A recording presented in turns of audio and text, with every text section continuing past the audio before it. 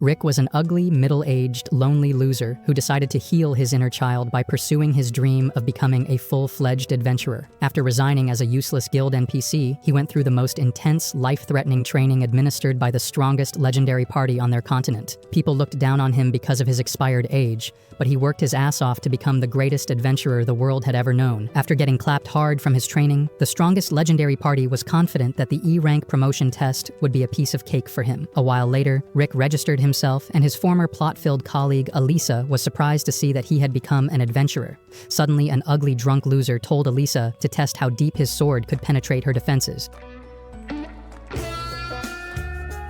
But Rick told him to calm down. The loser suddenly passed out, and Rick reminded everyone to drink responsibly. Elisa gave him his exam ticket, and he was horrified when he saw that his ticket number was 4242, which was considered a very unlucky number. You're a victim. Outside, Rick told a dark elf hottie, Rionette, that he had successfully registered himself, and he was looking forward to some plot twist, but she told him that he was looking at the wrong plot. Meanwhile, everyone was shocked by a hand imprint on the drunk guy's thick armor, and they even recognized him as the infamous former A-rank adventurer, Domold, known as the Knight of Tyranny. Elisa wondered if Rick was the one behind it, since he was the one she had seen touching the guy's armor. Moments later, the proctors were surprised to see that Rick had started to become an adventurer at a very late age. The examinees had their mana level tested by putting their hands on a crystal ball, and some ugly NPCs got C and D assessment scores. When it was Rick's turn, Bruh. However, when Rick left, the crystal ball broke, and the proctor was extremely shocked. The next exam involved attacking a formidable punching bag made from green slime to measure the force they could generate. Seeing that, Rick recalled one of his mentors using the same method. It was just that during his training, they had used a punching bag made of gold slimes, which were far more durable than the green slimes. Rick was sure that he wouldn't be able to destroy it with his bare hands, but his instructor destroyed it with a single punch. Back at present, a young douchebag, Freed, declared that the time to show his true strength had finally arrived. He unleashed a tiny fireball, but everyone was impressed by the damage it did, prompting them to call him a prodigy. Rick was in awe as well because the kid used level 3 nature-composed blaze magic, but to him, it was nothing compared to his mentor's insanely powerful fire attack that almost turned him into crisp. Soon, it was Rick's turn, but the proctor didn't expect much from him because of his age and his pitiful mana level assessment score. He told him to give up and not to shame himself, but when Rick thought back to his training, he refused to give up. With a single punch, he absolutely destroyed it, terrifying everyone who witnessed his monstrous strength. While Rick wondered how he managed to destroy the slime punching bag, the child prodigy got furious at him for stealing the show. That said, he planned to show off during the defensive ability test, but once again, everyone was shocked upon seeing Rick defend himself against level 4 nature-composed magic. The proctor then decided to go all out on his next attack, and it was so powerful that it alerted the first-class knight, Sylvester, to rush to the arena. Sylvester was informed about Rick's unbelievable abilities, considering he was a 32-year-old newbie F-ranked adventurer. Meanwhile, the written exam commenced, and Rick expressed his confidence in passing it. Not long after, the douchebag angrily approached Rick for stealing his most awaited moment. Suddenly, her elder sister, Angelica, arrived with her 2 massive personalities, and she was mad at Rick for making her younger brother cry. Angelica then challenged him to a duel and threw her glove at him. Rick picked it up, and Rionette explained that picking it up meant he had accepted the duel. The two then arrived in the arena, and Angelica declared that she must punish the old man, no matter what. She then proposed that whoever lost the duel would become the winner's servant until the end of their life. Angelica was a second-class knight, and Rick knew that she was way beyond his league. However, when Rionette told him just to remember his training from the past 2 years, Rick started throwing up from all the worst possible sufferings a human like him could ever experience. Rionette wanted Rick to be more confident because he was trained by the legendary party, Orichalcum Fist, the strongest on the continent that acknowledged him as one of them. Rick thanked Rionette for restoring his confidence, and he stepped up against his opponent. Angelica knew that Rick was an F-rank, so she promised to refrain from ending his life. She prepared for the fight, and just by looking at her, Rick could tell that she loved handling hard swords. You naughty, naughty. You teasing me, you naughty, naughty. Angelica wondered if he would be able to keep up with her enhanced speed, and Rick was shocked when she flew right past him. She explained that she had slowed down just a bit for Rick, and she wondered if he wasn't talking because he was so shocked. Suddenly, the douchebag laughed hard and explained that people called his sister the Flash because of how fast she was. Angelica warned Rick that she would actually attack him this time without holding back before using her incredibly fast attack again. Rick went quiet again because he actually saw Angelica's move as slow as fuck.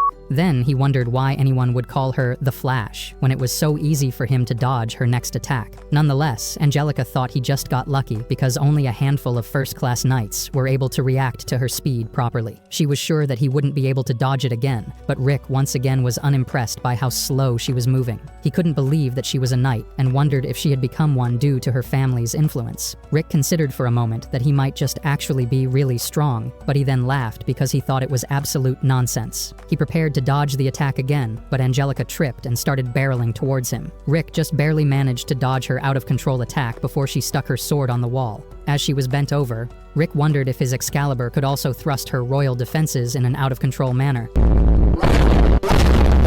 Stop it. Get some help. Angelica knew that she had actually tripped, but decided to pretend that the attack was intentional. She declared that she would attack again, but her move was even faster this time, and her attack took a great toll on her body because she could only use it 3 times in that duel. She used the attack that was supposed to be way faster, but it was still pretty slow in Rick's eyes. Clueless, Rick feared that she might use another terrifying rolling attack again, so he dodged carefully. Angelica was shocked and started wondering what she should do, as she could only use the attack 2 more times. Angelica decided to use the last 2 attacks in succession, and Rick realized that he needed to fight back. Just then, Angelica tripped again. Ah, shit.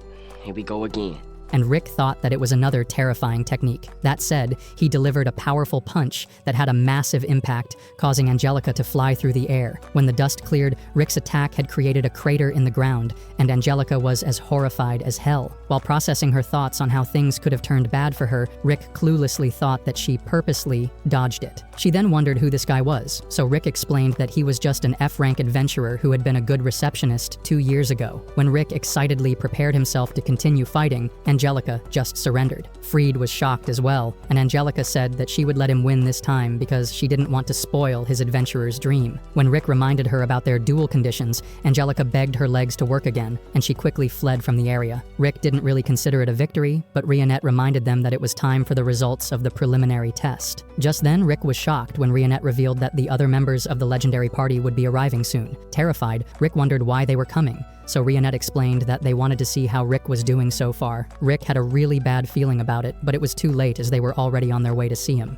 Alisa announced that the 3rd test would be released momentarily and informed them that mana would be sent to their exam tickets, with the passers receiving a blue glow. She further informed them that the successful candidates would participate in a mock battle in the 2nd stage. The next day, Rick wasn't in good spirits because he wasn't confident that he would pass, so Rionette consoled him once again, reassuring him that he would ace the test. His ticket suddenly lit up and it glowed blue, making him happily inform Rionette of the good result. Suddenly, Raster, a smelly nobleman, approached Rionette and introduced himself as the first son of the Duke who ruled over the North. Rick was having a hard time remembering his name, so he decided to call him Northy instead. He asked her name, and Rionette introduced herself to him, while Raster was marveled by how sweet her name sounded. When Rick introduced himself, Raster told him that he was not interested in knowing the name of an ugly, disgusting lowlife like him. He turned his attention back to Rionette, and he tried using his cheap pickup lines, but he couldn't even pique her interest in the slightest. Raster asked Rionette to become his 2nd wife, but Rick had had enough of his bullshit, so he told him that she was his girlfriend. He was surprised to learn this, but noticed Rick's participation ticket, which cracked him up because he couldn't believe he was still an F-rank hero in his expired age. Rick assumed that he was an exam taker too, but Raster revealed to him that he had already achieved A rank at the age of 14 and informed him that he was there to serve as a proctor. Raster then asks Rionette to dump Rick because he is worse than a commoner, but she turns down his request, telling him that he smells like an anime convention and that Rick is the only one for her. At that moment, Rick knew that 2 things would rise. One of them was his self-confidence. Raster was pissed off by the turn of events, so he promised to show Rick the difference in their capabilities before he walked away fuming. Rick could only hope that Raster wouldn't be his proctor during the exam. Moments later, Freed and Angelica suddenly ran towards him, crying and revealing that an old adventurer had tainted their good reputation. Upon realizing that they all had an embarrassing experience caused by the same person, Raster was pissed off big time. That said, he became determined to exact exact revenge for what he had done to them by any means possible. While Rick was still concerned about the possible trouble in the future, another older man, Lynx, informed him that he would be in charge of his tests in the second stage. Rick was happy because Raster wasn't his proctor, but Lynx expressed how unusual it was for his age to switch jobs and become an adventurer. Lynx expressed how impressed he was by his determination, and he felt a sense of déjà vu because he became an adventurer at 24 years old. He even told Rick that he hadn't yet achieved his dream of reaching A rank despite being in his 40s, because it had taken him 20 years to reach B rank. Rick was inspired by Lynx's passion at his age, and the two promised each other to give their best in the mock battle. Little did they know, around the hidden corner, Raster was silently eavesdropping on their conversation. When he returned to his quarters, Raster cornered him so they could discuss in the prep room. Rick was enthusiastic, but a messenger suddenly dropped the bomb that examinees numbered 4200 and above would have a new proctor, as Lynx had fallen ill. Their new proctor would be Raster, so Rionette told Rick that he was the same smelly nobleman they had encountered earlier. She even informed him that Raster was more likely related to Angelica and Freed, since they all bore the same surnames. Upon hearing other examinees talk about how Raster was the infamous F-rank crusher, it was at this moment that he knew.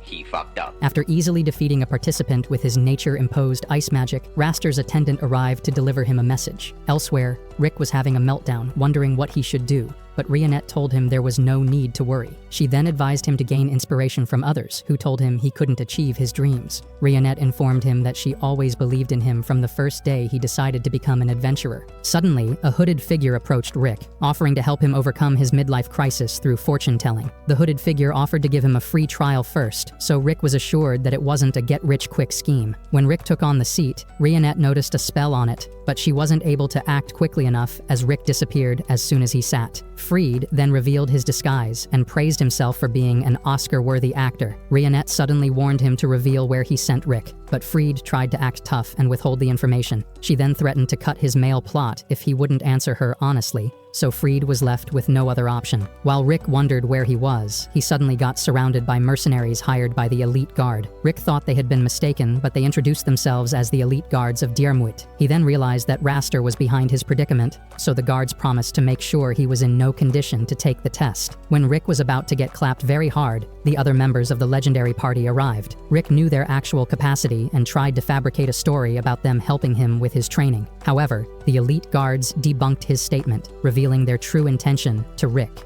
Rick begged their chief to retreat, but he ordered his men to attack the intruders. One of the enemies tried to use his sword on the Gigachad orc, Brotston, but his sword shattered like glass.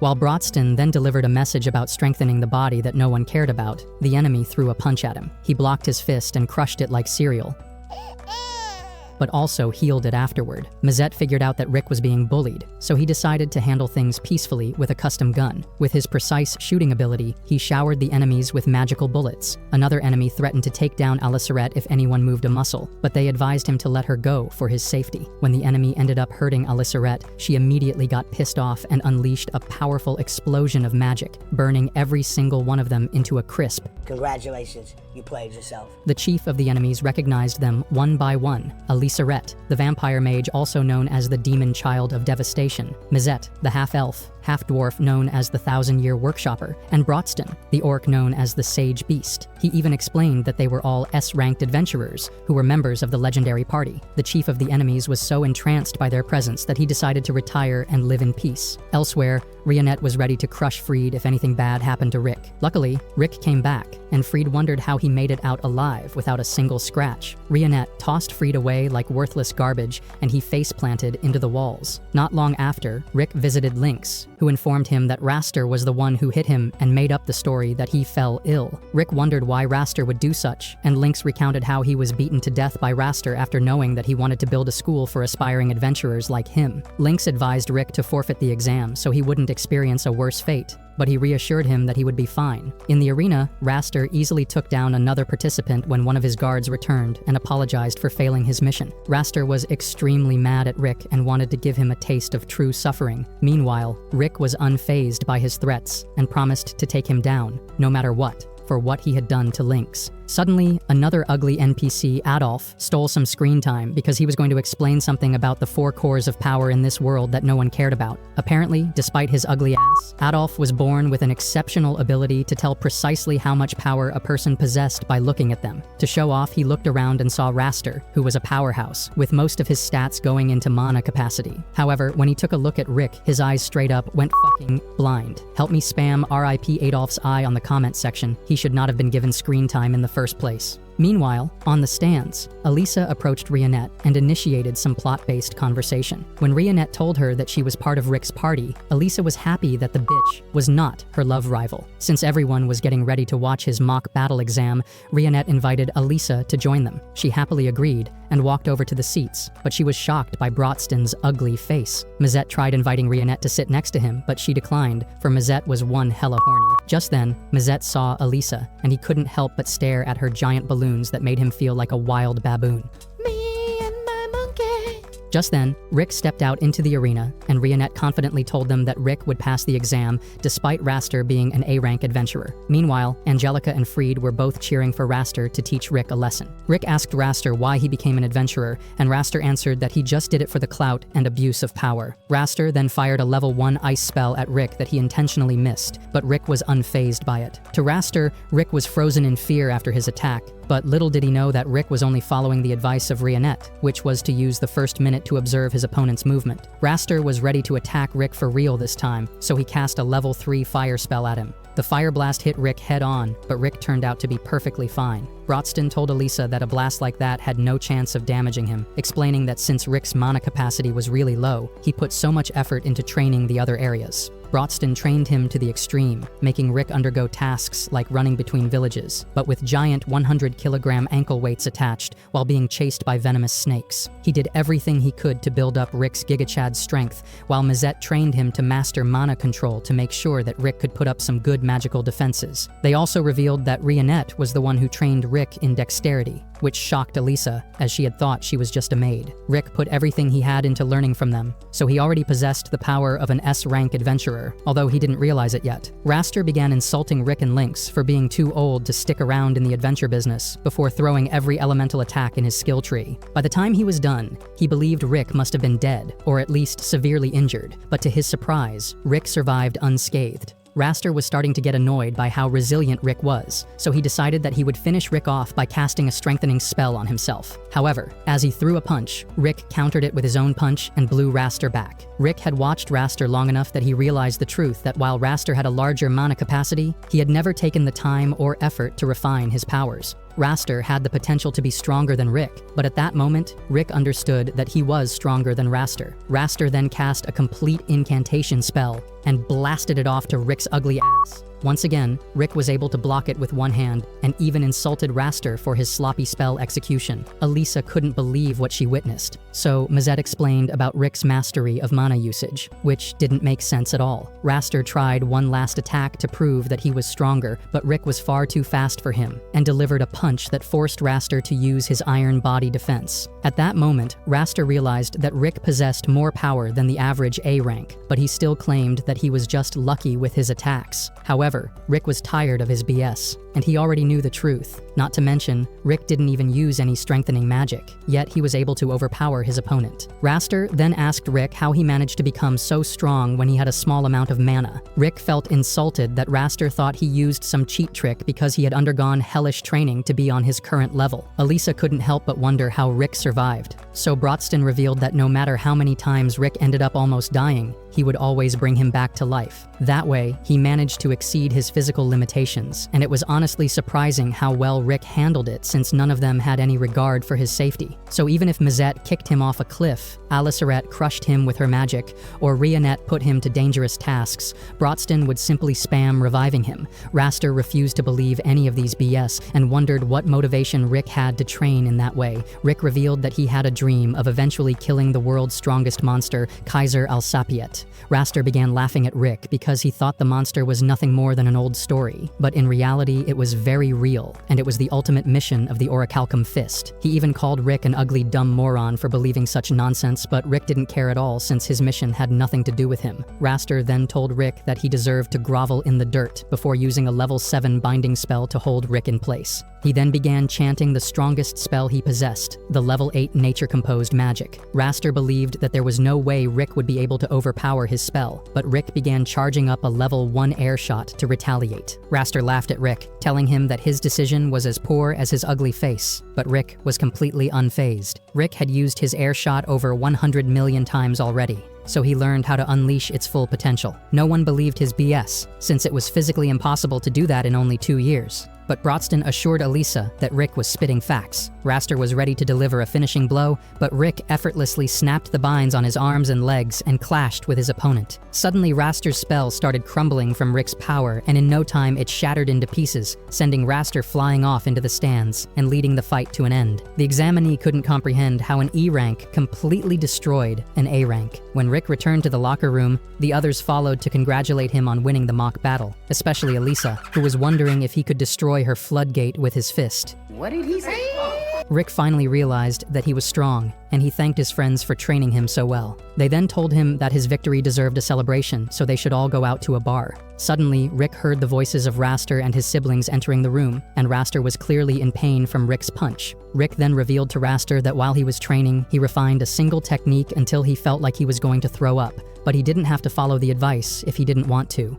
Raster then walked past Rick and told him that when the time came for Rick's next promotion exam, he would make sure he was strong enough to destroy his pathetic dream. Raster then left, and his siblings followed after him. But before leaving, Angelica lowered her head to apologize for all the trouble she had caused Rick. After that, the E-rank exams had officially concluded, so an announcement was made for the candidates who passed. While Rick eagerly waited for his number to be called, the others had already started a celebratory feast in advance. Rick passed his exam, and he seemed a lot calmer about it than Rionette expected. Rick recalled a childhood memory of reading a book about a hero, Yamato, who fought Kaiser Alsapiet to obtain the Akashic records. After failing to defeat the menace, he left the mission in the hands of future generations. This was when Rick decided to become an adventurer, but his mother wanted him to reconsider, while Rick's father wanted him to get a real job. One day, after a checkup, Rick was congratulated by an examiner who told him that he possessed an innate skill similar to that of the hero. The doctor reminded him that activating his innate skill wouldn't be an easy journey, but Rick was still very happy because it made him one step closer to becoming a successful adventurer. The next day, Rick told his friends that he had an innate skill, and it would be so amazing. However, days turned into weeks, weeks into months, and eventually, Rick accepted that his innate skill would never manifest. His friends encouraged him to become an adventurer anyway, since adventurers made a lot of money. But Rick's reason for wanting to become an adventurer was to be like the hero. That said, he decided to get a real job instead, making his parents feel overjoyed as he was to take a job as a useless NPC. After a few years, Rick became a great guild receptionist, while watching countless adventurers live out the dream he once had. Over time, Rick became more accepting of his NPC life and learned to appreciate spending time with his friends and family. One day, he came across the storybook of Yamato's legendary adventures, but at that moment, it was nothing more than an old Disney story he used to believe in. Rick headed to work the next day, and Elisa's high IQ gave her struggles with simple math. Rick helped her out and told her that she had nothing to worry about as long as she kept showing a glimpse of her massive plot. He also reminded her to stay alert as beta monsters were becoming more eager to develop plot with humans. As she left to do some paperwork, Rick's friend Zaid walked in to show off his B-rank badge. Rick was happy for him, but his jealousy took over his body, so he decided to drink some PG grape juice. Zaid had been living his dream, while he had been sitting in the same chair for 14 years as a useless NPC. Just then, Rick heard a commotion in the middle of town and was terrified by the sight of a giant troll.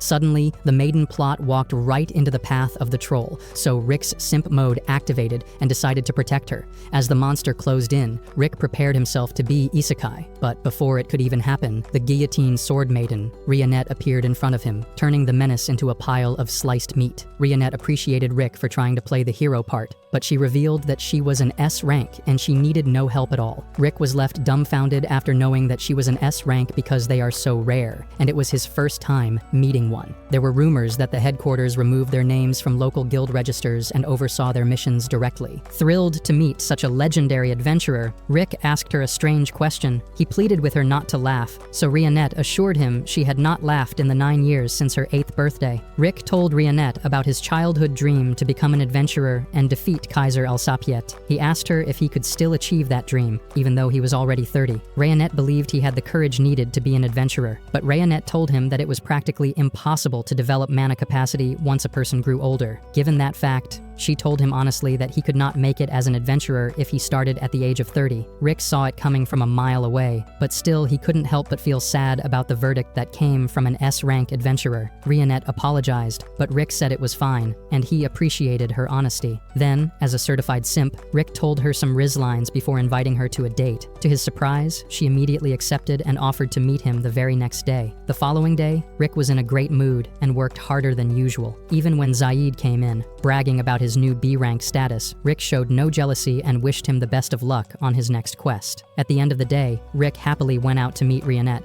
secretly hoping they could develop plot if things went well. Just before they could meet, Rick heard screams of monsters attacking, and since Rionette was supposed to meet him nearby, he assumed she was already fighting the intruders. When he found her, she seemed fine, but more monsters were approaching, so she asked Rick to stand back while she handled them.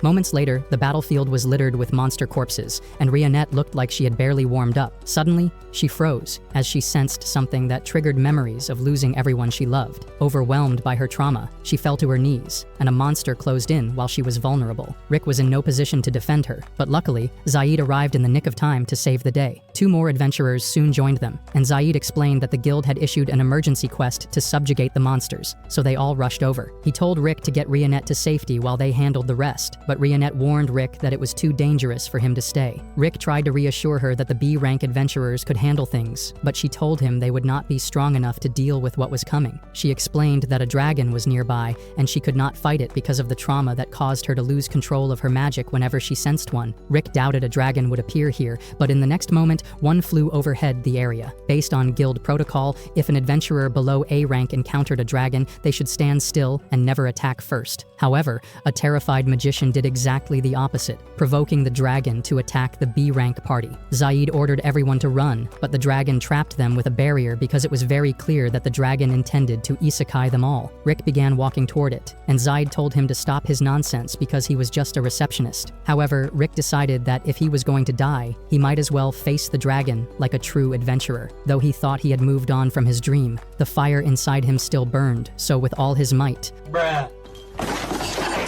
though useless, his bravery inspired the others to fight as well, so they attacked with everything they had, but the dragon responded with a fire breath, ready to incinerate them all into crisp. Zaid shielded them with his iron body skill, allowing them to barely survive after getting severely clapped by the menace. From the rubble, Rick rose and declared that he would achieve his dream no matter what. When the dragon stomped on him, Rick's dormant, innate skill awakened, and he managed to push the dragon away effortlessly. While his magic was surging visibly from his body, Rick realized that it was his innate skill that he had waited for so long. With his newfound confidence, he blocked the dragon's next fire blast with magical energy. He then activated his Saitama's One-Punch Man power and blasted a hole through its body, eliminating it instantly. When it was over, Rick collapsed and later woke in a hospital bed, with his body in severe pain. Rionette was there and explained that he had overloaded every magic circuit in his body, and he had been unconscious for a week. She had been by his side the whole time, because she wanted to invite him to join her S-rank party,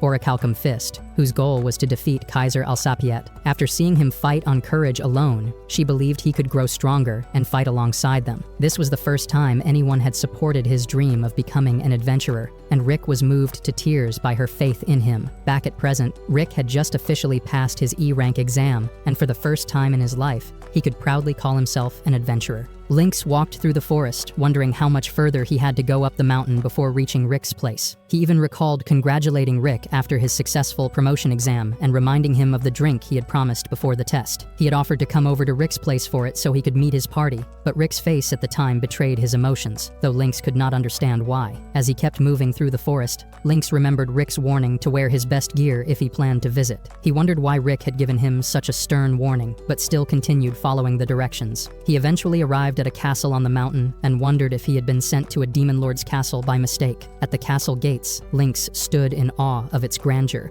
though nervous for his life. He gathered some courage and rang the castle bell, calling out to Rick. Then, he watched the huge gates open, revealing Rick's old, disgusting, ugly face. Rick welcomed him, and Lynx walked into the courtyard, admiring the scenery. When Rick apologized for making him travel so far just to have a drink, Lynx asked him why that area was free from monsters. Rick then told him that monsters never dared to approach the castle. Lynx asked him why he was instructed to wear his best armor, so Rick told him that it was to ensure his body stayed intact, which bothered him greatly. Inside the main hall, Rionette greeted him, so Lynx thanked her for her courtesy and expressed his appreciation for her part in saving his life. From the staircase, Aliceret called out to Rick, and Lynx was surprised at how lively the girl seemed and hoped his own daughter would grow up the same way. Suddenly, Aliceret unleashed level 6 nature magic, and Lynx barely reacted in time to avoid it. Luckily, Rick stepped in to deflect the spell, and he scolded Aliceret for using magic inside the castle. When Aliceret blamed him for not playing with her earlier, Rionette suggested deducting the cost of repairs from her meal, and Aliceret immediately apologized, so that did not happen. Rick decided to accompany her for the rest of the day to prevent further incidents, while Rionette led Lynx to a guest room and told him to make himself comfortable. Looking out the window, Lynx noticed Mazette outside testing his creations,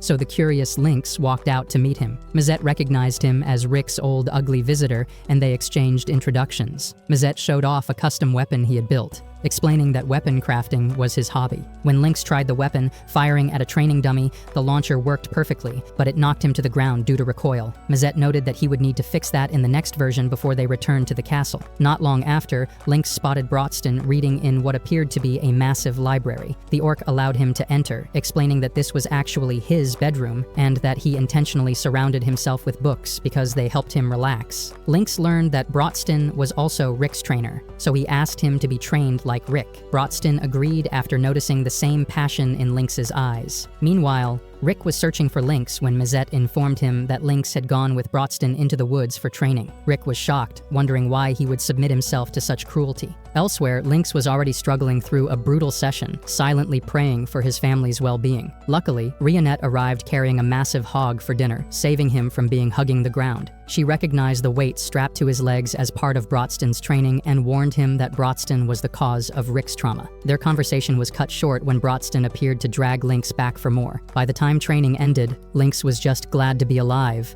but Rick was upset at him for taking such risks. Lynx explained that Brotston had promised to be lenient with him, but Rick warned him never to believe that. Mazette complained that Rick was exaggerating, and Brotston pointed out that he could simply revive Lynx if needed. Hearing all that, Rick was unsettled by how little value they seemed to place on human life. Aliceret wanted to play with Lynx, but Rick refused, because he knew that she would turn him to dust. Mazette then blamed Rick for inviting Lynx in the first place, knowing what was more likely to happen. Later on, Rionette served tea while preparing dinner, and Lynx commented on how incredible she was as a girlfriend. However, Rick told him that they were not in a relationship because he was too old for her. Lynx laughed, revealing he himself was a disgusting, dirty, old groomer who was 20 years older than his wife. Stop it. Get some help. He had convinced Rick that things would eventually work out as long as they had feelings for each other. Later that night, they gathered at the dinner table to have dinner. Seriously? Yeah. And Lynx commended the tenderness of Rionette's meat. She appreciated his compliments, and Rick told Lynx to focus on eating. Meanwhile, the others requested more food, so Rionette left to bring more. Lynx told Rick to help Rionette with the food before asking the others about Rick's innate skill. Brotston explained that Rick could not control his skill because it was a special skill that could only be activated under special circumstances. Mazette pointed out that Rick would be overpowered if he could control his skill. Brotston also revealed that Rick was on an S-rank level even without weapons or skills because of his reckless soul skill. After knowing all that, Lynx was surprised that Rick could become so powerful. Brotston then asked Lynx about the 6 grand orb magic crystals because he worked at the capital. Lynx recognized the name as the orbs mentioned in the Legend of Yamato, so Brotston explained that the orbs were key to opening the door connected to the spiral region where Kaiser Al-Sapat inhabited. Lynx had thought the legend was all a fairy tale, but then he realized that it was a true story because Rick's party wanted to take down the menace. He told Rick he had not heard anything about the orbs, but promised to check with the Secret Intelligence Unit. Ray, a new adventurer, was unhappy with being stuck doing guild chores when she wanted to be out in the field. While sweeping, she overheard a conversation between Rick's party and the guildmaster. They requested a special quest, but the guildmaster refused, explaining their party did not meet the requirement of having 2 A-ranked adventurers in a 4-man team. Rick suggested hiring a temporary member, and the guildmaster immediately volunteered Ray, knowing she wanted a dangerous mission. Ray agreed, though she disliked the idea of teaming up with an ugly, disgusting talking orc. The guildmaster ordered her to show respect, reminding her they were high-level adventurers. She joined the group, which consisted of a talking orc, an old man, and a pampered child, and they set out. On the road, Aliceret sensed something ahead, while Ray asked Rick about their goal. Rick explained they were searching for orbs that attracted monsters because they were too dangerous to be left unattended. She boasted admitted she could handle any monster despite being only F rank, and she was determined to become an A rank adventurer. Her ambition impressed Rick, so he revealed that he had recently been promoted to B rank. Ray considered him as a late bloomer she would soon surpass. Meanwhile, Aliceret spotted a light source, and the group headed toward it. Back at the guild, Rayonette was worried about Rick and Aliceret, but Mizette assured her that they were safe with Brotston. Mizette tested a gadget that produced wind without mana to see Rayonette's plot armor, but Rayonette had already anticipated his action. Elsewhere, at the light's source, the party found a wyvern munching on its meal. Ray hid while Brotston approached and casually punched it aside, announcing his plan to fight it. Ray urged caution, warning it could draw more wyverns from the nest. Brotston admitted that it was his intention, and she complained about the party's love for danger. The ugly orc got irritated, so Rick led her away as she continued to protest. A defeated wyvern suddenly landed beside them, shocking Ray. Moments later, a red wyvern appeared, so Ray panicked, insisting they should flee. However, Rick told her to run while he faced it, so she refused to abandon a party member and offered to support him. She was dumbfounded when Rick eliminated the creature with a single blow. The next day, Ray returned to the guild, where the guildmaster praised her for a job well done. She recalled parting with Rick's party, who were carrying a wyvern corpse for dinner. The guildmaster then revealed they were all S-rank adventurers. Inspired,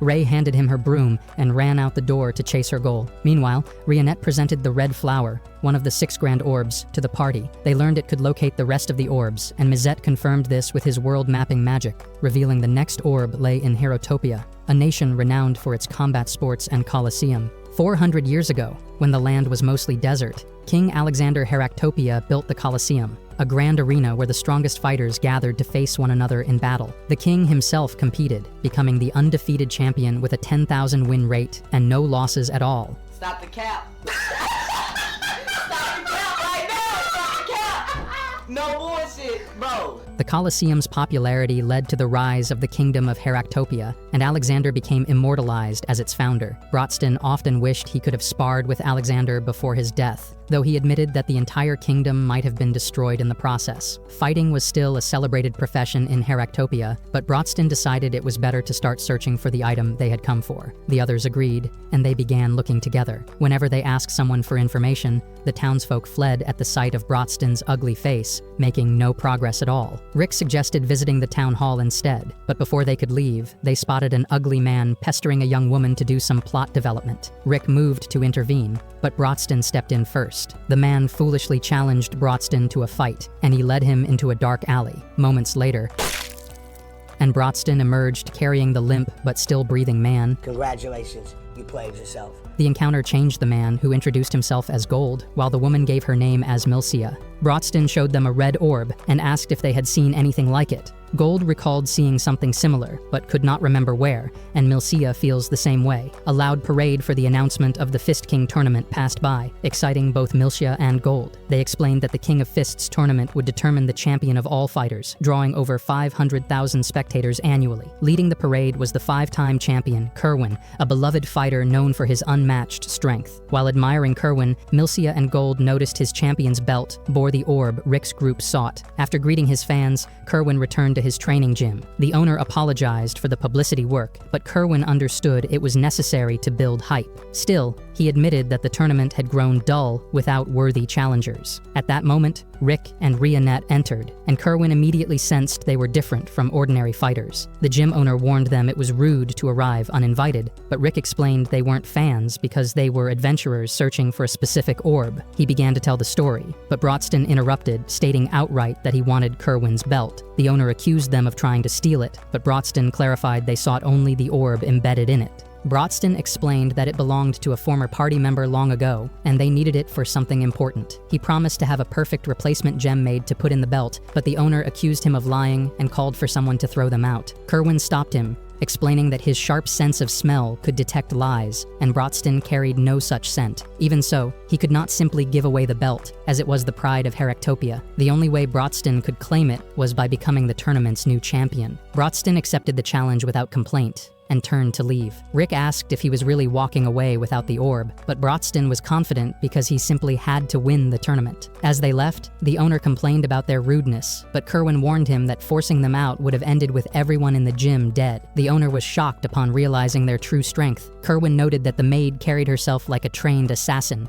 The seemingly ordinary man had honed his body to an inhuman level, and the orc was the most intriguing of all. Outside, Brodston suggested they all join the tournament so they could win the belt fairly. To enter, they needed to pass preliminaries held in both the east and west of the kingdom, followed by a qualifying match before reaching the main event. Brodston planned to register at the eastern gate, while Rick and Rionette would enter through the western gate to avoid being in the same bracket. They agreed, though they asked if Brodston could manage it alone. He then assured them that Gold would act as his guide around the town. Rick and Rionette had to pass a preliminary test first, similar to an Adventurers Guild promotion exam. Rick's test was a mock battle against a newly recruited fighter. The examiner explained that his opponent had won every match so far, though victory was not required to pass. He only needed to meet certain performance criteria. The arena doors burst open, and a familiar voice of a girl rang out, calling herself the Flash. Ah, shit.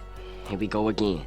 She boasted about her speed and warned her next opponent to watch out. However, her bravado vanished when she saw Rick, making her ask why he was there. Rick could have asked the same, but he worried about an awkward encounter after their last meeting. Knowing Rick's strength, Angelica lamented her bad luck, but since she was determined to protect her win streak, she decided to go all out, hoping her speed would overwhelm him. She dashed forward only to trip and hit the ground. She thought she was just overthinking, so she stood and tried again, but fell once more. This time she realized that Rick was doing something to make her fall again and again. Looking down at her, Rick asked what she thought of the new skill he had been practicing over the last few months. After realizing how strong he had become, Rick no longer wanted to risk injuring some bystanders during a fight, so he developed the 8 secret arts of going easy. At the moment, he was using the first art, which is a relentless series of leg sweeps. They were perfect for demoralizing and incapacitating opponents without causing them real harm. Angelica considered it insulting, but Rick pointed out she had not been hurt. She knew that even with her speed, she could not follow his movements. Typically, such precision would be impossible, but after seeing what Rick could do, she was no longer surprised. She tried to back away to maintain distance, only to be swept off her feet again. Her persistence impressed Rick, so he warned her that he would start fighting seriously. Hearing that, Angelica immediately surrendered because she might be stubborn, but not stupid. Rick was disappointed at the anticlimactic end, but his victory made him an official fighter eligible for the preliminaries. Before he could register, Angelica caught up to him, tearfully demanding why he had to be there. Her phrasing made Rick worry Rionette might misunderstand, so he suggested they eat and talk it over. They ended up at a restaurant owned by Miltia's parents. Happy to see them, Miltia offered them free food, and before leaving, asked if Brodston would be coming. She wanted some time with Brodston because she would love to know how deep her voice pipe could go. However, Rick told her that Brodston was registering in the Eastern District, so she left them with a disappointed face. Once alone, Angelica asked why Rick had come, so he told her that he was thinking of winning the tournament, which stunned her. Rick then asked why she was there too, since a knight like her usually fought with a sword. She then told him that she had her own reasons, and confirmed that she intended to compete as well. Hearing that, Rick felt even more determined to win, which surprised her because she thought he was aiming for next year's tournament. She explained that qualifying required 40 wins against random fighters, a process most people completed over months. With only a week left before the preliminaries, it would be impossible. Rick, however, simply told her that he had already booked 10 matches per day for the next 4 days. The next day, Rick began his matches, and his first opponent was a shady-looking fighter, Grit. The coordinator warned that Grit was rumored to cheat by using a hidden weapon, though no one had proven it. When the match began, Grit revealed an impact stone hidden in his shoe, which multiplied the power of his punches many times over. He struck, kicking up a massive cloud of dust, and when it cleared, the only one injured was Grit himself, with both his arms bent the wrong way. Confused, he wondered how the stone had failed when it could shatter boulders. Rick then attacked using another of his secret arts of going easy, intentionally missing so that the force of his punch knocked Grit out without eliminating him. The crowd was stunned, and with that, Rick's first match ended. Rick and Rionette went to watch one of Angelica's matches, where she lived up to her title, The Flash, by launching her opponent straight into a wall for an easy win. It was her 40th victory, securing her place in the preliminaries. The achievement motivated Rick even more, though Angelica still could not believe he planned to complete 40 matches in only 4 days. She explained that fighters could only register for 1 match per day at a single venue, while Heratopia had over 10 venues. Some were remote, located over 100 kilometers from the nearest one, making it nearly impossible to travel between them quickly enough. Rick cut her off, saying he had a match at the Green Hill Arena soon. Angelica warned there was no way to make it 30 kilometers away in time, even by carriage, so Rick clarified he was not taking a carriage because running would be faster. He vanished in a burst of dust, leaving Angelica questioning her claim to the title, The Flash. While she was still processing the blow to her ego, Rionette invited her to watch Rick's match. Angelica wanted to, but admitted she could not keep up with him, so Rionette offered to take her instead. Angelica hesitated, sensing danger, but before she could refuse, Rionette scooped her up and began leaping from rooftop to rooftop.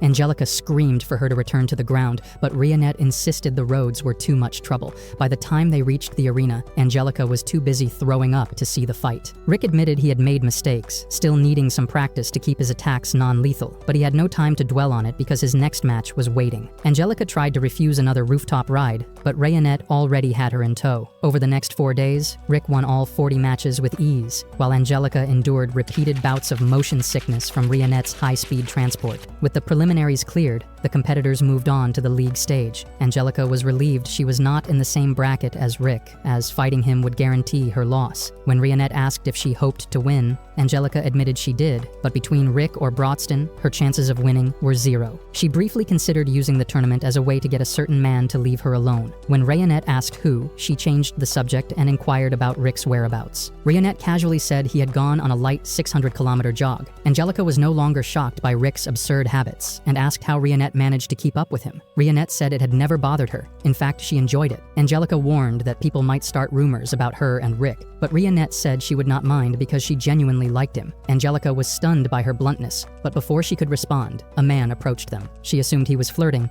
but instead, he begged them to help out as part-time workers because they were short-staffed. Later, Rick returned from his jog and was approached by a man named Snape, the chairman of the West League. Rick asked how Snape knew him, only to learn he had become famous for being the fastest man ever to qualify in the league. Snape shook hands with Rick, but before they could speak further, his guard stepped out of the bar and informed him that Angelica was not there. Snape looked disappointed, and Rick asked if he knew her, and Snape confirmed they were close, though he was simply a merchant on good terms with the Diarmuid family. Changing the subject, Rick asked when Snape had retired from fighting, and Snape was surprised Rick knew he had been a fighter. Rick explained that his grip gave it away, and those were the hands of someone trained in combat. Snape admitted he had once won a small tournament, and the crowd's cheers had been unforgettable, but that was 20 years ago, and it was both his first and last victory. Though long retired, his passion for fighting remained, and his company was even sending a fighter to this year's tournament. Unfortunately, another business called, and he had to end the conversation. Before leaving, he asked Rick to tell Angelica that he had come looking for her, and to remind her not to overdo it, as he wanted her to take care of herself. After Snape left, Rick went inside, where Milkia approached him to check if everything was fine. She had seen him talking to Snape and was glad nothing happened, but she warned him to be cautious. Despite his gentlemanly appearance, there were rumors of Snape's ties to the criminal underworld. Rick was surprised by this, given Snape's connection to Angelica's family. Snape's company became the major sponsor for this year's tournament, granting him the right to send any fighter he wished to send. Rick's thoughts were interrupted by some bar chatters talking about the bunny girls outside. When someone mentioned a dark elf bunny girl, he felt a strong urge to see it for himself.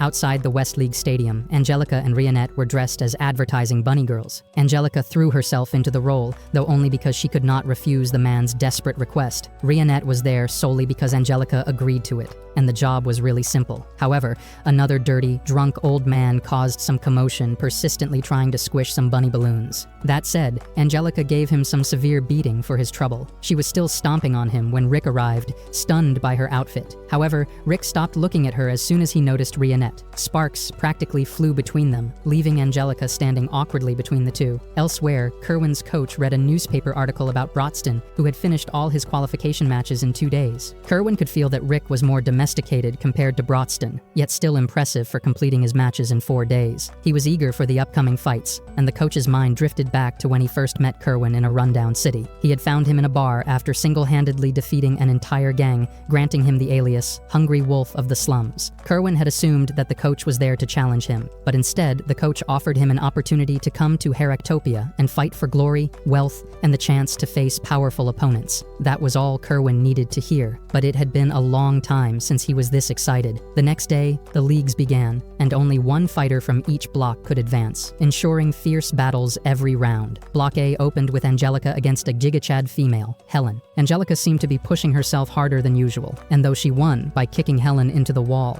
Rick's match followed, and his opponent began charging a special move, but Rick ended it instantly with a single chop to the neck. The rest of the matches went much the same way, with Angelica winning after hard-fought struggles, while Rick dispatched his opponents effortlessly. Angelica remained on a winning streak, but to secure a place in the tournament, she could not afford a single loss. Rick encouraged her to give her best, but before he could offer advice for her next fight, she walked off. Her next opponent was a formidable man, Taylor, and even though she was faster, her strikes barely made an impact. She tried compensating with magic, trapping him in a water prison before sending a bolt of lightning into it, yet he still stood. Smirking, he taunted her for draining out so quickly, so Angelica enhanced her speed, but her stamina was gone. The man outpaced her easily and knocked her out. After receiving healing magic in the infirmary, she stepped outside to find Rick waiting. She had no desire to talk, but Rick explained that the matchup had been bad from the start. Yet she could have won if she had switched tactics instead of using moves that drained her stamina. Angelica brushed off his words, but Rick kept following, sensing something was bothering her. Eventually, she revealed that when her parents died, Angelica and her siblings inherited the Deermoot estate,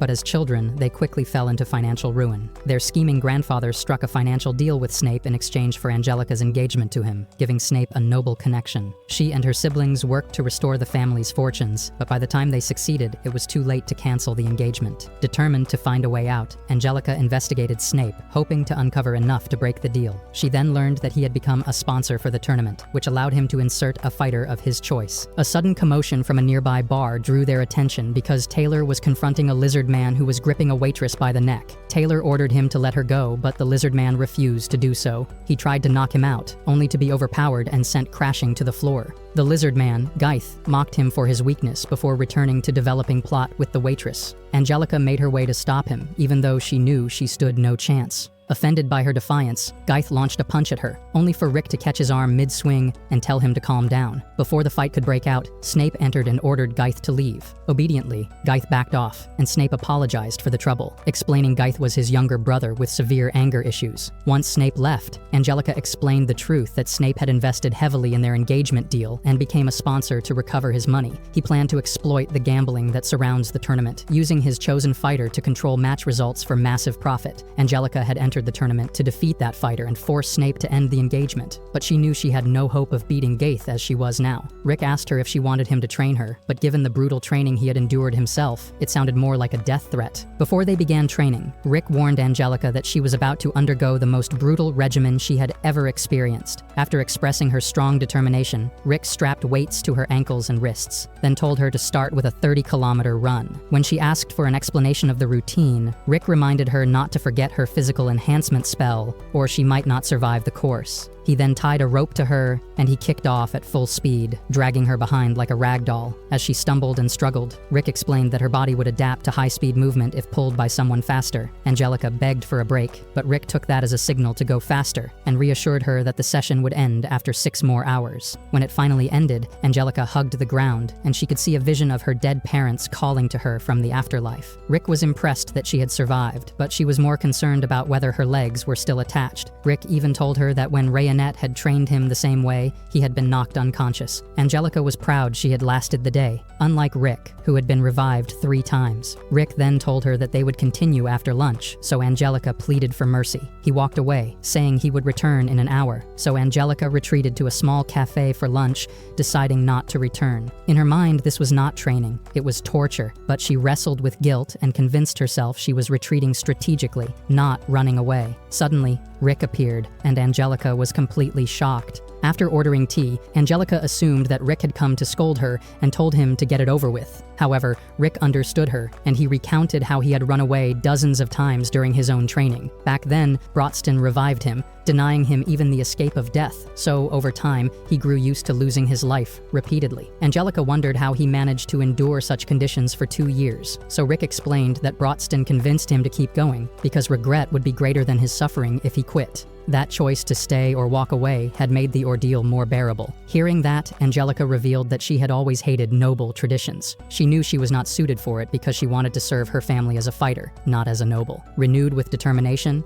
she followed Rick back to training. After asking about her fighting style, Rick was sure that she would be stronger with a sword, but she reminded him that the tournament prohibited weapons during duels. That said, Rick suggested that she turn herself into a weapon by modifying her hand to become a sword. He then introduced Rionette as her special instructor for her new training, and she stepped forward, eager to begin. The next day at the arena, Angelica faced a new opponent, Silva. Angelica's feral demeanor startled her fans because they had hoped to see her in her noble glory. The old spectator noticed the change in her fighting style, and just like that, Angelica ended the match, instantly, with a single decisive strike. The commentator declared her the winner, and Rionette was pleased with the result of their training. Still, Angelica struggled with her lingering trauma from the harsh training sessions. After the match, she returned to the inn in a state of crisis, and she was unsettled by the wary glances from the citizens. She was unsure what she had done in the fight to earn such reactions, but Rick reassured her that the victory was worth it since it secured her a place in the tournament. Rionette added that even the citizens now recognized how dangerous she had become, which surprised Angelica, for intimidation was not the image she wanted. Aliceret entered the inn with Mizette,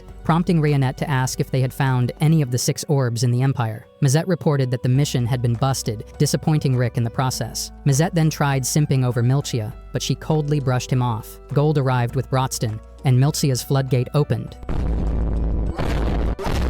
They shared dinner, during which Mizette asked Brodston about his side of the tournament. Brodston expressed confidence in winning the orb by taking the championship. Aliceret expressed interest in entering, but Rick warned her that it would be disastrous, as she could easily destroy the arena. Brodston asked Angelica if she was competing, and she confirmed, before revealing that Rick was training her, which surprised Brodston. Rick praised her as a quick learner, though Angelica knew that her chances of winning were so small. Brodston assured her that she would do fine, and the others joined in encouraging her as well. Her spirit was lifted, and Rick told her to show everyone the full results of their work. The next day, the main tournament began, and the arena was packed with the crowd roaring with excitement. The announcer introduced the fighters who had passed the qualifiers and listed the matchups. The first match was between Geith and Herman, the second between Angelica and Doug, and the third between Rick and Serena. Rick silently thanked his luck for avoiding Brodston in the opening round, knowing he would concede right away. The 5th matchup was Donnie versus Brodston, and the 8th was Eddie versus Kerwin. The announcer revealed the rest of the first round pairings and invited spectators to place their bets. Angelica pointed out to Rick that Geith had been placed in an easy bracket to avoid facing Brodston or Kerwin. It was a match-fixing scheme by Snape to make Geith seem unbeatable. Rick understood their strategy, but Angelica vowed to ruin it, explaining that she was set to meet Geith in the second round. Rick asked what she would do if they met in the final, but she assured him that would not happen. She would face him before then.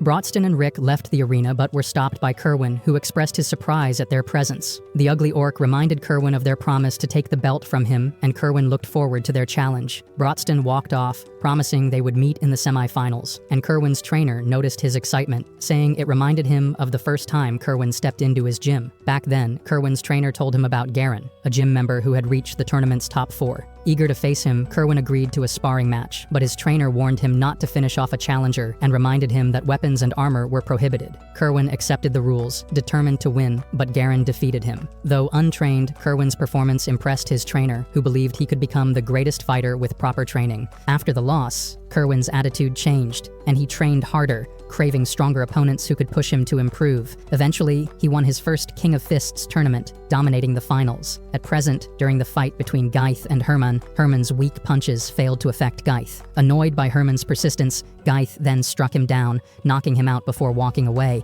because he was irritated by the audience's cheering. Angelica recognized his strength, but Rick noted Geith's amateur-like movements despite his power. She dismissed the observation, believing the crowd already saw Geith as a strong fighter. Angelica, Rick, and Brodston each won their matches and advanced, so the last match of round 1 featured Eddie versus Kerwin. Eddie tried his best, but Kerwin already anticipated his move and knocked him down. Brodston then explained that Kerwin used his sense of smell to predict attacks. Then Eddie unexpectedly floored Kerwin, but Rionette explained it was intentional because Kerwin rose and countered Eddie's rush with a decisive blow, winning the match to the crowd's excitement. The next day, Rick and Rionette awaited Angelica's fight against Geith to gauge her training results. Snape approached Rick, asking to sit beside him, pretending to be friendly with Aliceret. However, she saw through his act and told him to stop the cap. Rick asked why Snape wasn't with the VIPs, so Snape explained he wanted to watch his fiancée. Meanwhile, Geith, who suffered a hangover from heavy drinking, encountered Angelica before the match but didn't recognize her. When she introduced herself, he recalled Snape warning him not to hurt her face before the wedding. Angelica vowed to show the results of her training, but Geith dismissed her confidence, claiming he had achieved his physique naturally. His arrogance infuriated Angelica, who swore to humble him. The fight began with Angelica's rapid strikes, failing to harm Gaith, so she deactivated her strengthening magic, surprising both Snape and Gaith. Confident she had no chance, Gaith told her to forfeit, but Angelica revealed her new enhanced speed skill, combining it with the slicing skill to pierce Gaith's thick skin, which left him stunned. Snape was also stunned because not even the sharpest sword could scratch Gaith's skin. Rick and Rionette knew better, for this was exactly what they had taught Angelica. A flashback revealed Rionette demonstrating the slashing technique, though Angelica had thought Rick was insane for wanting her to learn it. Rionette assured Angelica that it was possible, pointing out that Rick himself had mastered it. She explained that Angelica only needed to feel the wind when she swung her arm. Angelica struggled at first, but she practiced harder than ever before, and eventually learned to blend the move with her other abilities, reshaping it into her own style.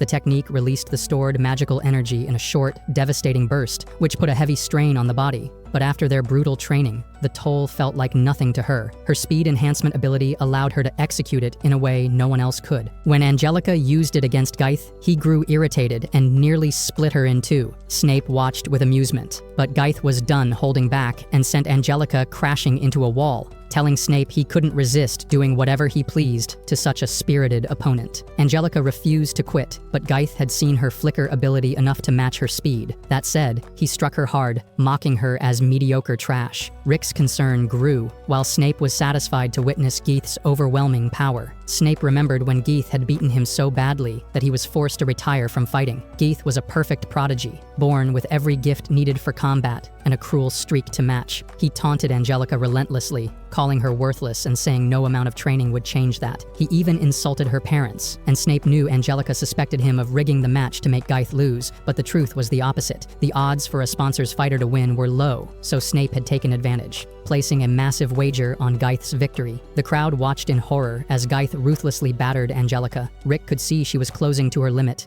but Angelica was determined not to regret anything, as she had once promised him. She threw one last punch, only for Gaith to grow more intent on finishing her. Rick tried to stop the match, but it was too late because Gaith prepared his finishing blow. By some stroke of luck, Gaith missed, sparing Angelica's life. Gaith was declared the winner, and he quickly realized that Rick had thrown a shoe to interfere. Rick was fuming in anger, and Angelica was taken away for some medical treatment. As Rick met Gaith in the hallway, he complained about the interference, but was caught off guard when Rick evaded his attack. Rick told him calmly that there was no need to rush because he intended to defeat Gaith in front of the entire crowd. Gaith was furious, but he felt the same way. Rick went on to win his next match effortlessly, though Angelica was still in rough shape. He thought about how hard she had trained and couldn't help but sympathize with her. Meanwhile, Brodston defeated his opponent with a single strike. Just like Rick, Kerwin displayed his immense power as well. Only 4 competitors remained, and the semifinals were scheduled for the next day. Rick finished some light training and found that Angelica had recovered. He assumed Brodston had healed her, but he knew that emotional trauma could still linger. Angelica told him that she felt guilty for failing despite her training with him, and she apologized for wasting his time. Angelica even tried gaslighting herself that marrying Snape might not be so bad, but Rick snapped her out of it. He told her that he was the one who should apologize, since he had failed to determine Gaith's true strength before it was too late. He simply instructed her to watch his next match closely, so she could witness the limits of her own training. The semifinals began, and Rick was set to face Gaith. Rick was surprised when Gaith expressed an apology to Angelica, but it turned out that he was only sorry for not ending her life. The fight commenced with Gaith taunting Rick, but Rick crushed his face in with a precise strike. He had brought the prodigy to his knees and told him that he was nothing but an ugly, pathetic weakling who got rejected from joining Rimuru's army. Emotional damage. Gaith assumed Rick was just overconfident, but another strike knocked him down again. Angelica was shocked to see Rick's attacks affecting Gaith's iron-like body. Though he had barely exerted effort himself, he was only using a controlled force, delivering blows that didn't hit the surface, but they penetrated directly into the body. No matter how strong Gaith was, perfect timing meant major damage. Rick gave Gaith a chance to quit, but he used dragon strengthening magic, intensifying the match. The magic consumed a huge amount of energy, but for Gaith, it was effortless. Snape explained that Gaith had never trained his magical capacity, he had simply been born with it. Rick, on the other hand, was practically the opposite. Rick prepared his next strike, and Angelica was shocked because Gaith had quickly learned the technique she had been practicing. The crowd fell silent, and Gaith assumed they had grown bored of watching a Gigachad dominate an ugly, weakling. Rick blocked another attack and was pleased to see Geith finally showing signs of fatigue. Geith was shocked that no matter how hard he struck, Rick had not shed a single drop of blood. Rick was using a special technique that dispersed attacks throughout his body, taking hardly any damage. Rick explained that he had restricted his physical abilities to match Angelica's level. Winning this match wasn't the only goal. He wanted to show Angelica the true potential she could achieve. He had turned the fight into a virtual rematch of Geith versus Angelica. Geith was furious, but Rick calmly told him to think carefully about his next attack. The Giga Chad ironed up his body for his next attack, but Rick just shattered his armor to pieces. Rick explained that Geith had never tried hard enough at anything, so getting this tired was new to him. Snape refused to believe that Rick could surpass Geith in power, but Rick's party pointed out that he hardly had any ability at all. Rick had started training after the time for developing his magical capacity had passed, so technically, he was below average. Snape couldn't comprehend how he could exceed a prodigy like Geith, but Angelica began to understand why. Rick told Geith that he wasn't used to being tired, so he could no longer retain perfect precision in his attacks. Those who truly push themselves continue even through exhaustion. The moron tried to keep attacking, but it was useless. So Rick explained that true prodigies refine their skills through relentless effort, a process he had witnessed with his friends. Geith had always believed he was the strongest alive, but in reality, he had only faced opponents he could defeat. Enraged, Geith summoned the greatest of dragon-strengthening magic, practically transforming himself into a dragon. Snape revealed that Geith had called upon the ancient blood of the dragons. Rick was caught off guard by his sheer power, and his next punch barely affected the beast. Geith's body was like metal, and his attacks had become even faster. Being born with such a powerful body was an advantage, so Rick realized that winning under his current condition wasn't possible. Geith was glad Rick had come to his senses, but Rick meant something else. Someone at Angelica's current level wouldn't be able to defeat him, but that didn't mean Angelica should give up. She only needed to keep training, so that the next time her life was on the line, she would be ready. Rick then began adding months of training to himself, gradually amplifying his own power. When he released 12 months worth of training at once, he became too fast to see. Angelica realized that she wasn't at that level yet, but she recognized that Rick was using her speed enhancement skill in a truly advanced form. She realized that this would be her strength if she endured another year of hellish training. With the fight under control, Rick continued explaining that ordinary hard work couldn't overcome innate differences. It required madness to continue exerting extraordinary effort. He reminded Angelica that she had already pushed herself to death during her training, and if she could sustain an entire year of such intensive training, it would mean a flawless victory. Angelica reflected on Rick's words about the regret scale, and she declared that she had been born with a scale that only ever tipped in one direction. Rick knocked Geith onto his back and wondered if the lizard was truly the kind of opponent that could push him through this struggle. Geith had learned nothing, so Rick decided it was time to end the fight. He used the slashing skill, less precise than Angelica's, but it was enough to defeat him. He told Geith he was lucky not to be facing the Angelica that would exist in a year. Rick and Angelica exchanged smiles as Rick was announced the winner. Angelica felt a surge of confidence, certain that within a year she could reach the level Rick had shown her. Rick had already been declared the winner of his match, and surprisingly, Snape remained calm. Apparently, he was secretly pleased to see Geith defeated because his stepbro had once destroyed his back.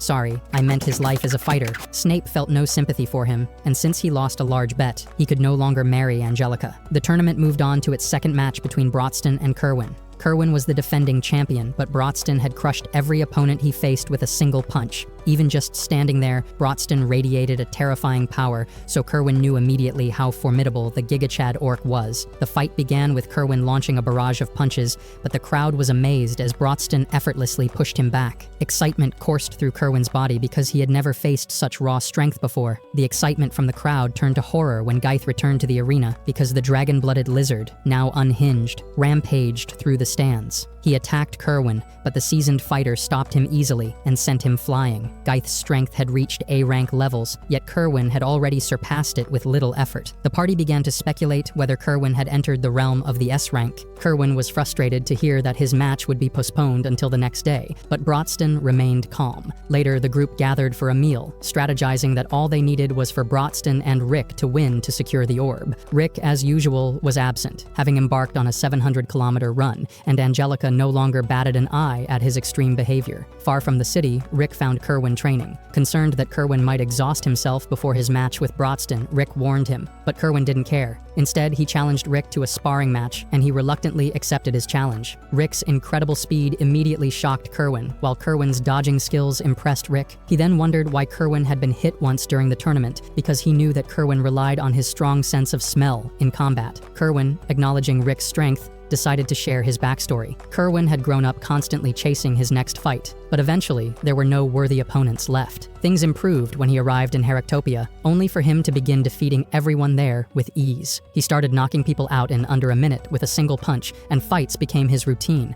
and excitement vanished. One day, someone warned Kerwin's coach that spectators were growing bored because Kerwin kept winning so effortlessly. This person urged Kerwin's coach to have Kerwin throw fights to keep interest alive. His coach didn't care and would never instruct Kerwin to lose on purpose, but not wanting to cause trouble for the old man, Kerwin reluctantly threw a fight, letting everyone believe he was beatable while secretly maintaining his true strength. From that point on, Kerwin began balancing spectacular fights with intentionally sloppy ones. He crafted his performances so the audience would be enthralled, all while still winning 3 matches in a row. Rick, seemingly indifferent, simply warned Kerwin not to underestimate Brodston. The next day, the much-anticipated fight was set, so defense magic had been cast over the seating area, keeping the audience safe as the two fighters faced off. The battle commenced much like their previous encounters, but this time Kerwin unveiled a new move. He rotated his arm at an incredible speed, amplifying the force of his blow. The strike was enough to deflect Brodston's hand, though the counterattack nearly eliminated Kerwin. Kerwin grinned, recognizing Brodston's ability, but he could immediately tell that Kerwin wasn't fighting seriously. Meanwhile, Brodston was also merely holding back for the sake of the audience. Kerwin revealed to him that he had been restraining his power to keep the fights entertaining. Kerwin acknowledged that the Gigachad orc was formidable, yet even Brodston couldn't reveal the whole truth without exposing Kerwin's intentional restraint. Kerwin felt a pang of shame, but was silently commended by Brodston for prioritizing others over himself. Brodston had to adjust his strength to match the situation, so he decided he would only fight using 2 fingers and barely move from his spot. It seemed unfair, but Kerwin accepted the challenge, and the duel continued with Brodston tossing Kerwin around using just 2 fingers. Kerwin realized the fight was still thrilling, as the crowd cheered for him, unaware of the subtle intricacies at play. Mazette, however, sensed that Brodston had a clever strategy in motion, and Kerwin fantasized about facing Brodston at full strength, eager to unleash all the attacks he had been holding back. However, he hesitated, unwilling to disrupt the carefully balanced spectacle. At that moment, his coach had seen through Kerwin's restraint and urged him to fight without limits. The dream of his coach had been to train the strongest fighter in history, and he wanted Kerwin to reach his true potential. Encouraged, Kerwin decided to fight freely, so the excitement rushed through him as he attacked with everything he had. Brodston, however, calmly blocked every assault, and Kerwin realized that he had to use all 5 fingers this time to stop him. Brodston explained it was simply the appropriate application of his strength. The two clashed with incredible speed and precision, each move pushing the other to new heights. The crowd began to realize that Kerwin had been deliberately deceiving them by holding back his full power all this time. There was no turning back, and Kerwin decided to fight with everything he had, releasing level 5 nature-composed magic. Angelica, watching closely, noted that dog people like Kerwin were not typically skilled in magic. This revealed that Kerwin had trained himself to his absolute limits repeatedly. Rick observed the match with intense interest, and for the first time, he realized that Kerwin's skill and power had truly reached the same level as Brodston. Everyone in the arena was stunned, and his coach himself couldn't believe that Kerwin could wield magic at all. Brodston blocked the first attack, but Kerwin closed the distance, dodging with precision and trapping the giant fighter in a calculated assault. Angelica expected nothing less from a champion, but Rick's brow wrinkled with concern. Kerwin prepared another spell, yet Brodston's party showed no signs of worry. The crowd, however, gasped when Kerwin summoned level 8 magic, forming a massive sphere of energy. Rick's eyes widened in horror, which bothered Angelica because he had never seen him like this before. He realized that Kerwin was far stronger than he had imagined, so Brodston broke free from the trap with brute force, confident that Kerwin could withstand the attack. The energy sphere grew larger, but Brodston stopped it with sheer strength before giving Kerwin a thumbs up, which is a traditional orc signal that meant both fighters would abandon evasion and defense to exchange powerful blows freely. Rick shivered, and this meant that Brodston would relentlessly attack for the rest of the battle. Kerwin felt a strong sensation of terror. Brodston's speed nullified Kerwin's keen sense of smell, and the shockwave from a single punch sent him reeling. Kerwin unleashed a barrage of level 7 spells, but Brodston advanced unflinching. Spectators assumed Kerwin had exhausted all his energy. Brodston then landed a punch that seemed like a direct hit, yet Rick explained that Kerwin had used multiple defensive maneuvers to mitigate the damage. His bones and organs were battered, but any ordinary fighter would have been dead. For a moment, Kerwin considered surrendering, but this was the opponent he had longed for his entire life. Fueled by determination, he rose again, and though out of magic, Kerwin declared he still had his physical strength. He launched a flurry of punches, relentless in his assault, but Kerwin didn't last much longer. Eventually, Kerwin collapsed, astonished that a fighter as powerful as Brodston truly existed. Then, the crowd erupted in cheers, so Kerwin was moved by their support despite his long deception. The arena roared as he prepared one final strike. Out of energy and strength, he chose to draw upon his very spirit, igniting himself in flames as he combined multiple techniques into a single, breathtaking attack. The audience watched in awe, yet the attack failed to faze Brodston. The giant fighter nodded in admiration, noting that Kerwin had likely used every last ounce of his energy. Kerwin laughed, realizing he couldn't even move Brodston, yet he declared it the most fun he had ever experienced in his life. Brodston acknowledged Kerwin's spirit and skill, landing a respectful punch to his face. Kerwin's coach recognized that Kerwin had been defeated, but still considered him the greatest fighter in history. Kerwin collapsed from exhaustion, but a smile of pure joy remained on his face because the fight had tested him, exhilarated him, and fulfilled him beyond measure. After Brodston's victory, he headed backstage, where Rick and Angelica congratulated him. With Brodston moving on to the finals, their party was guaranteed the orb regardless of the outcome. Rick, however, was already planning to withdraw from the final match, desperate to avoid facing Brodston's fists. However, Brodston refused to let him skip the fight, so Rick immediately began losing hair out of sheer terror. Meanwhile, Kerwin had just been treated and was reading a newspaper article about his fight. The article criticized him for holding back as a champion, suggesting his time as a role model might be over. His coach, however, saw the kids outside still idolizing him and realized that public opinion wasn't a real concern. More impressively, he had never anticipated the raw power he unleashed against Brodston. His coach reassured him that losing wasn't the end. It only meant Kerwin needed more training to win next time. Kerwin appreciated his unwavering care and wondered why he always went out of his way for him. He then explained that he had thought of Kerwin as a son and would do anything for him. Just then, Brodston entered the room, realizing he had interrupted a touching moment, but decided to stay. He asked Kerwin how he was doing, so Kerwin told him that most of his bones were broken. Brodston offered to heal him, but Kerwin refused, wanting to feel the pain, which was something he hadn't experienced in a long time. He had been holding back before, but after losing to Brodston, he was eager to witness the final showdown between Brodston and Rick. At the same time, Snape arrived at Rick's inn to check on him, only to find Rick locked in his room. Angelica was trying to persuade him, but Rick refused, convinced he would die facing Brodston. Snape understood his fear, but stressed how much everyone wanted to see the match. Rick remained firm because his life was worth more than the tournament, and there was nothing Snape could do. Before leaving, Snape used his showman's voice to emphasize all the effort and money poured into the tournament and how it would go to waste if Rick backed out. Rick felt a deep sense of guilt, and Angelica tried to convince him to come out, telling him he could always be brought back to life. Technically, she was right, but she had no idea how terrifying it was to face Brodston. She finally gave up,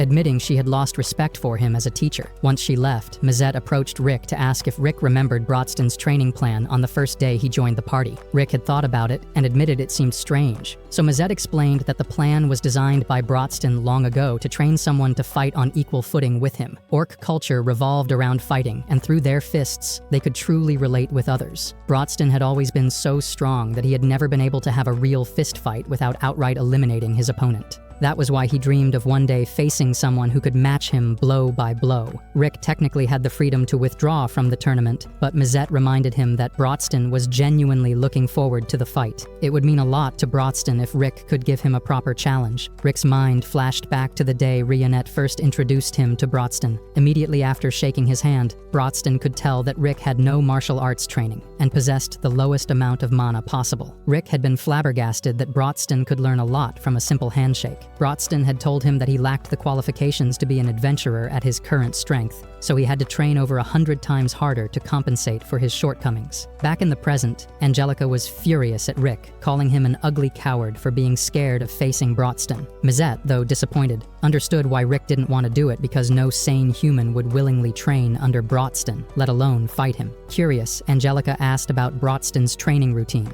so Mizette explained that it had been absolute hell for Rick, that he had gone a little crazy a few times. That said, Angelica was starting to grasp how grueling it had been, especially considering Rick had no innate skill. Aliceret then interrupted, revealing that Rick actually did possess a skill, which shocked Angelica since she had never seen him use any. Mizette explained that the conditions to activate Rick's skill were extremely difficult, and the skill took a massive toll on his body.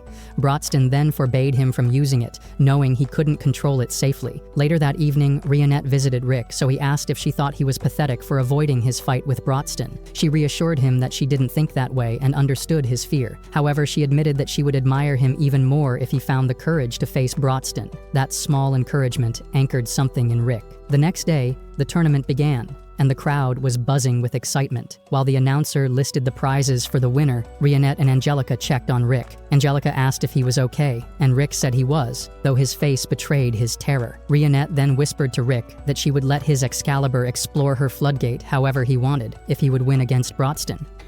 Yeah, boy.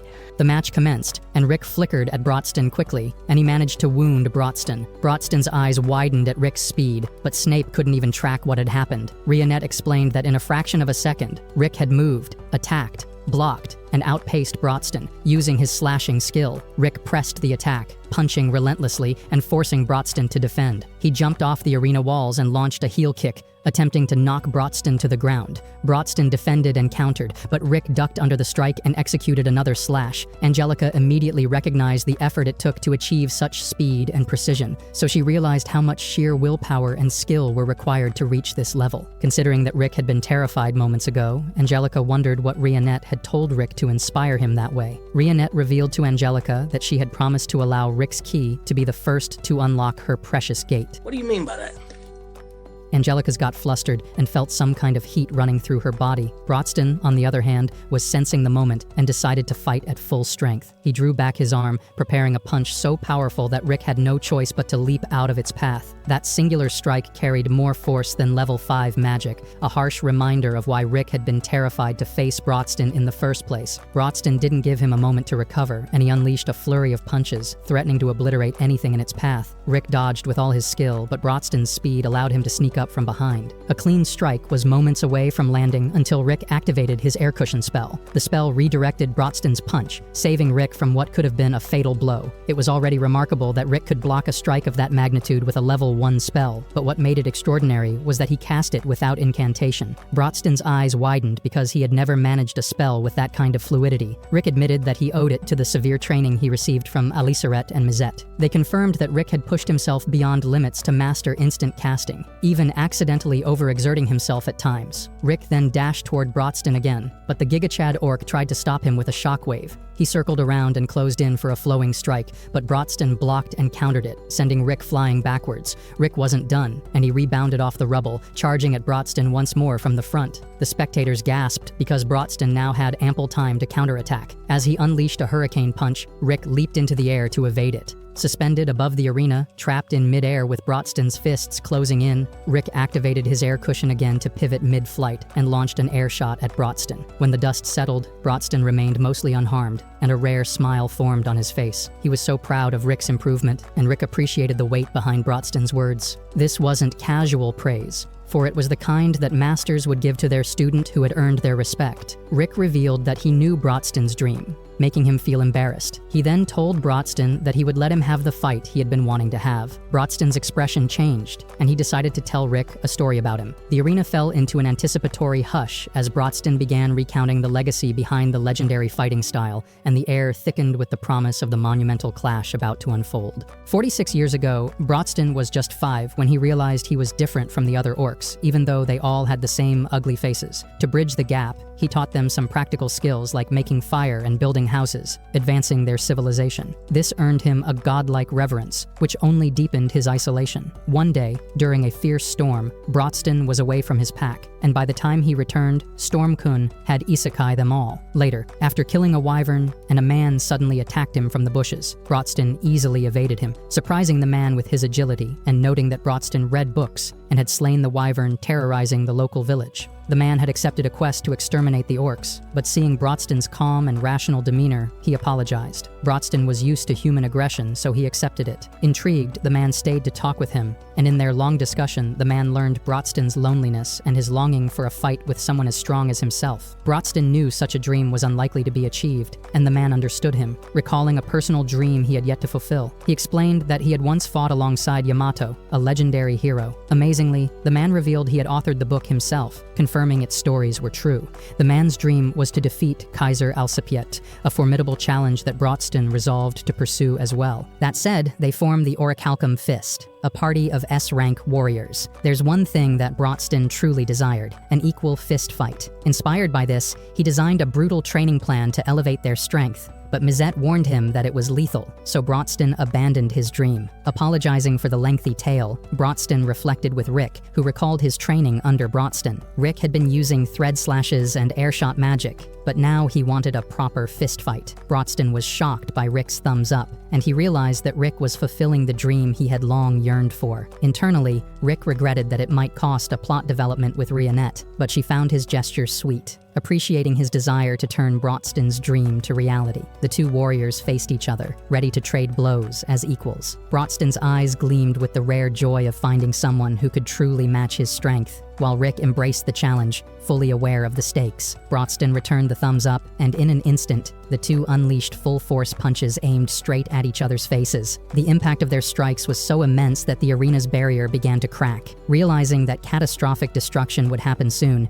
Mizette immediately asked for Aliceret's help, and she cheerfully boosted his magic. With her spell fully cast, the spectators were safely teleported away, leaving only Kerwin behind, who was strong enough to handle the fallout. Kerwin rushed over, asking what had happened, and Mizette explained that the audience had been sent outside, so Rick and Brodston could fight without risking fatalities. Soon after, the arena barrier shattered entirely, and the force of their punches began causing massive explosions. Numerically, Rick had landed more hits, but Brodston's attacks were several levels stronger, and it was starting to show. Rick landed another punch, only to be knocked back by Brodston with such force that he did a backflip and got face-planted. Struggling to rise, he remembered all the brutal training Brodston had put him through and refused to let the fight end like this. He charged again, trading blows with Brodston, who was now fully enjoying the fight. Brodston smashed Rick into the arena wall, destroying a section of the stadium. Rick barely managed to move his fingers from the pain, and Angelica feared he couldn't continue. However, Rick wasn't finished yet, and he knew that he had to pour everything he had into this moment. His fists clenched, and a red aura enveloped him, activating his innate skill. Brodston froze in shock because he had never expected Rick to awaken this ability. Unknown to Brodston, the other party members had secretly trained Rick to control this skill. Its activation required not magic or physical strength,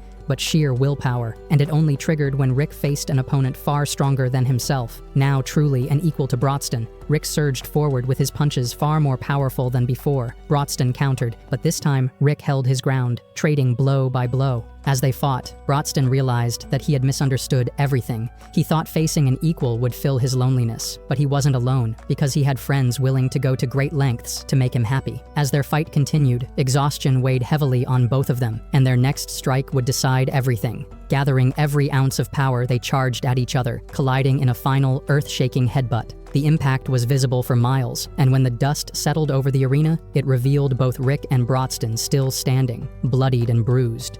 Rick praised Brodston, acknowledging his incredible strength, though he couldn't bring him down. He then collapsed, but Brodston reassured him that he hadn't lost. The fight had ended only because Rick honored Brodston's dream of an equal fist fight. In Brodston's eyes, if anyone deserved to be called the victor, it was Rick. Soon after, Brodston collapsed as well. A while later, Rick woke up in the hospital and found the champion's belt on his waist, with Rionette sitting beside him. Rick had been asleep for 3 days, and the others were starting to get worried that he might not wake up. Then again, the last time he had used his skill, he had been asleep for a full week, so his training must have been incredibly effective. Rick was glad he was all right, but wondered why he had the champion's belt, since he clearly remembered going down before Brodston at the end of their fight. Brodston then told him that he thought Rick was the true victor of that match, so he wanted him to have the belt. Rick was happy to be acknowledged by Brodston, but the fact remained that Brodston was like a Dark Souls boss because he could have easily cast a healing spell on himself and kept going. Even in that state, Rick might have held his ground against Brodston during their fight, but he hadn't been limited to just his fists. Rick knew he would have stood no chance, but Brodston reassured him that he was indeed strong, and also thanked the others for everything they had done to train him. They then all tried to deny their involvement, but Brodston knew they had done it for him. Rick, on the other hand, had no idea this was their intention, so he was pretty surprised now that they had succeeded. Before Brodston took the orb out of the belt, he asked Rionette to bring over the orb she had made to replace the real one.